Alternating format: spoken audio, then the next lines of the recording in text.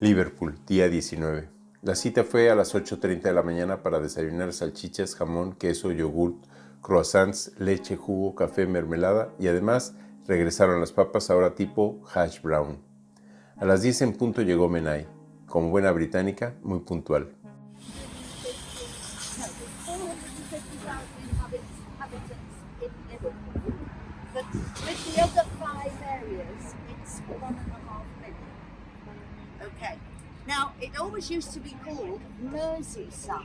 Comenzó su plática con la fundación del puerto en 1207, cuando el rey Juan le otorgó el sello y convertirlo en un puerto. El animal representativo es la gaviota, misma que se encuentra en el sello oficial y en el escudo del equipo de fútbol, y conforme recorremos la ciudad la vemos en todos lados. Una vez reconocido como puerto, la ciudad se empezó a poblar de inmigrantes, principalmente originarios de Escocia e Irlanda. Así que para el siglo XVI ya había una cantidad importante de gente viviendo y haciendo negocios en Liverpool. El río Mersey nos acompaña en este recorrido. La historia de Liverpool es la historia del puerto y está basado en el comercio de bienes y de personas. Tristemente, iban al oeste de África, traían esclavos y aquí había representantes de varias empresas que se los llevaban a Estados Unidos, a los plantíos de azúcar, ron, tabaco, algodón, así como de Europa.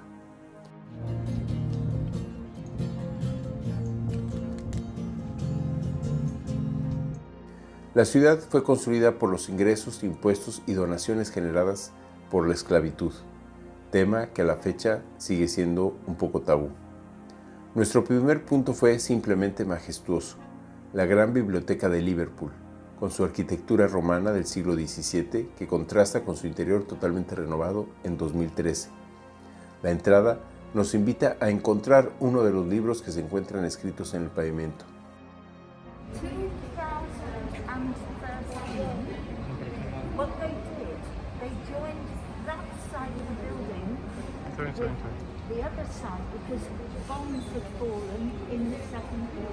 Menai logró que nos dieran acceso a la sala de lectura principal.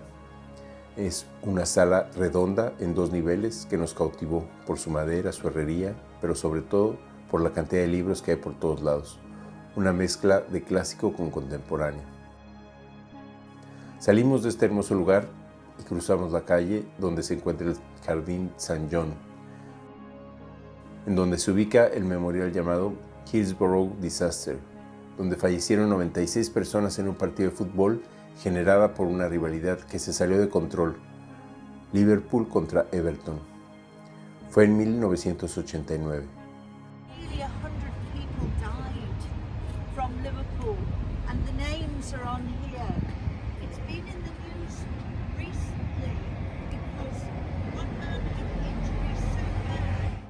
Seguimos caminando hasta llegar a Temple Court, la calle de los bares y de los clubs, donde en los 60s y 70s los jóvenes iban a bailar y a pasar el rato. Dimos vuelta a la izquierda en Matthew Street, en donde se encuentra The Cavern Club, el lugar donde se presentaban los Beatles. And we used to have a wonderful time just listening to all the groups that played at the Cavern. This was the way in. Es un sótano que tenía poca ventilación, pero como era el lugar de moda, no importaban los olores, sino estar ahí, junto a los 4 Fabs, como también se les conoce. Nos sentimos muy contentos porque sabemos que esta experiencia de estar aquí la estoy viviendo por mis papás, por mis abuelos. Ver las fotos con los peinados, los cortes de pelo, la vestimenta. Se nos hace tan rara esta época que solo nos queda imaginar cómo fue. Toda la caverna está decorada con fotos de artistas que han tocado en este lugar icónico. Icónico en el mundo de la música, pero también icónico en el mundo contemporáneo.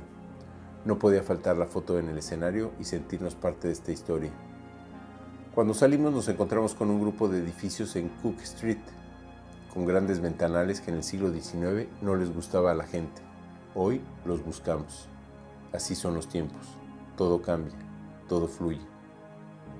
En la calle Castle se encuentra el Banco de Inglaterra, que precisamente hace esquina con la calle Brunswick, que da al puerto donde encallan los barcos y llegan directo al banco a pagar sus deudas. A nuestra izquierda está el edificio del ayuntamiento, en donde aparecieron los Beatles a su regreso triunfal de los Estados Unidos en 1964, y nos platicaba Menai que ese día no cabía un alfiler sobre la calle. Fue un momento memorable cuando regresaron los hijos pródigos. Bajamos por la calle Brunswick y llegamos al Puerto Alberto, como les comenté ayer, en memoria del esposo de la reina Victoria.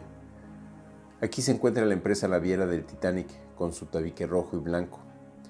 Enfrente se encuentran dos edificios importantes, la naviera del puerto de Liverpool y el Cunards, todos custodiados por los 4 Beatles, en bronce. Estas esculturas fueron copia de una foto tomada en París. Hasta aquí llegó el tour guiado por Menai, que con gran amabilidad nos mostró su ciudad natal.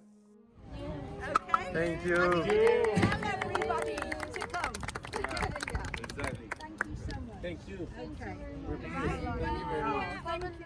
Era la 1 de la tarde, tiempo suficiente para ir a comer. Unos repitieron en McDonald's y otros nos encontramos con un restaurante mexicano de buen sabor que se llama Madre. La cita de regreso a las 2 para entrar a la experiencia mágica de la Beatlemanía. El recorrido inicia con la explicación de una nueva generación después de la guerra, los famosos boomers. Esa generación que sufrió la escasez, el hambre, el frío, la falta de sociabilidad, la falta de entretenimiento. Ahora estaba dispuesta a gozar y disfrutar más de la vida. Los jóvenes dispuestos a cambiar la historia. Jóvenes disruptivos. Todo empezó en 1960 con una banda que tocó en el Festival de Goulton. Ahí se conocieron Paul y John. Entre ellos, la química se dio a primera vista. Se unió después George con su guitarra. Aunque más joven, era muy habilidoso para tocar la guitarra y lo aceptaron en el grupo. El Casbah fue el primer lugar donde empezaron a tocar, era un sótano inspirado en la zona del Soho, en Londres. Pete fue el primer baterista del grupo. Después consiguieron ir a un bar en Hamburgo, en donde fue su mejor entrenamiento. Casi nadie habla de esta época de los Beatles, todos hablan de sus éxitos, pero aquí fue donde todo sucedió. 8 horas diarias durante 2 años son más de 2000 horas, tocando, aprendiendo a leer el público. Fue su gran escuela. Así lo comenta en su libro de los fuera de serie o los outliers, Malcolm Gladwell. Los fuera de serie se hacen practicando, no se hacen hablando. Tony Sheridan fue el gran impulsor de la música británica y consiguió que el Mersey Beat, un periódico local donde escribía John Lennon, estuviera escribiendo constantemente sobre las presentaciones del cuarteto. De estas noticias se interesó el dueño de una tienda de discos llamada NEMS, su nombre Brian Epstein, quien vendía el periódico en su tienda. Cuando fue a escuchar al grupo a The Cavern, visualizó todo un proyecto por el que les propuso ser su representante.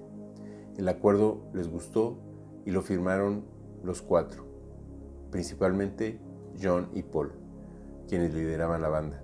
Unos meses más tarde cambiaron al baterista, a Ringo Starr por Pete.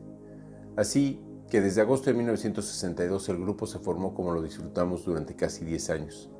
Ya con Brian siendo su representante, era considerado como el quinto Beatle, según palabras de Paul McCartney. Brian Epstein fue quien realmente catapultó al grupo. Les consiguió un contrato con la disquera Abbey Road y además, por si fuera poco, les consiguió hacer su primera gira a los Estados Unidos en 1964. Pero para consolidar el éxito, mandó a las estaciones de radio sus discos antes de que ellos llegaran. Cuando ellos llegaron a Nueva York, los recibió una multitud que incluso sorprendió a los propios británicos. Estar en el programa de Ed Sullivan hizo que los vieran más de 85 millones de personas. El éxito estaba consolidado. En este recorrido también vemos de puño y letra algunas letras de algunas canciones como Another Girl, I Need You, Yes It Is, Help. El 3 de octubre de 1963, en un festival con varios artistas que participaron los Beatles en presencia de la reina y muchas personalidades de la monarquía en el Teatro Palladium, John Lennon dijo lo siguiente: háganme un favor todos y aplaudan. Los de la realeza muevan sus joyas. Al día siguiente en los periódicos fue la gran noticia y se consideró que a partir de entonces nació la Beatlemanía. Desde entonces las giras no cesaron, así que dejaron de tocar en The Cavern. Después de 300 presentaciones, su última aparición fue el 3 de agosto de 1964. no volvieron a tocar más ahí. 13 años más tarde, muere por consumo de antidepresivos Brian Epstein, lo que provocó la falta de acuerdos entre los cuatro. Epstein era el fiel de balanza.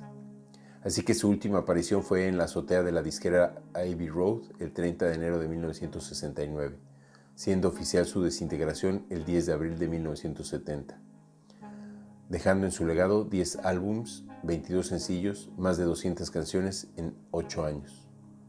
Ya como solistas fue Paul el que surgió como gran solista, con más sencillos que cualquier otro cantante, virtuoso, hombre de familia, filántropo.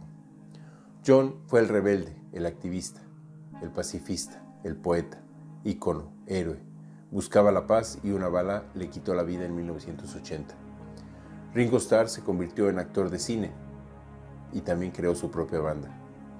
George Harrison es el místico escritor, sin embargo falleció de cáncer en 2001. Sin duda, un claro ejemplo que la vida fluye, que nada es para siempre. Impactaron al mundo en 8 años, pero su legado será eterno. Saliendo del museo tuvimos tiempo libre para seguir disfrutando de esta ciudad y de las tiendas, por supuesto.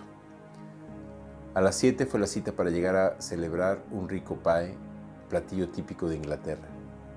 Unos con jamón y queso, otros con champiñones y otros con queso de cabra, así como un helado de limón al final. Va a ser para Facebook. Es correcto. Solo le quitan el... O sea, ahí veo. Que ya... Qué extraño. De regreso al hotel tuvimos nuestra dinámica de introspección con la que reflexionamos por qué estamos aquí, qué hacemos aquí. Todos creen que venimos a aprender inglés. Todos vienen pensando que van a ser amigos, pero en realidad los que aprendemos somos los papás. Aprendemos a confiar, a soltar y a mejorar nuestra comunicación con nuestros hijos. Aprendemos a ser mejores padres. Los queremos y extrañamos. Hasta mañana.